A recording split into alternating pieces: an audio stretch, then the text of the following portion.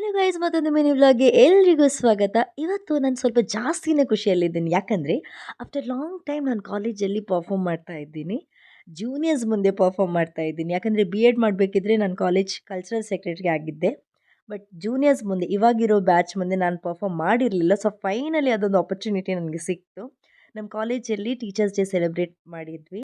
ಯಾಕಂದರೆ September 5th actually teachers day. But ಆ ಟೈಮಲ್ಲಿ ನಮಗೆ ಎಕ್ಸಾಮ್ಸ್ ಆಗ್ತಾ ಇರುತ್ತೆ ಅಂತ ಟೀಚರ್ಸ್ ಡೇ ಅಂತೂ ನಾವು ಮಿಸ್ ಮಾಡಬಾರ್ದು ಅಂತ ನಾವು ಸ್ವಲ್ಪ ಬೇಗನೆ ಟೀಚರ್ಸ್ ಡೇ ಸೆಲೆಬ್ರೇಟ್ ಮಾಡಿದ್ವಿ. ಸೊ ನನ್ನ ಪರ್ಫಾರ್ಮೆನ್ಸ್ ಹೇಗಿತ್ತು ಅಂತ ನೋಡಿ.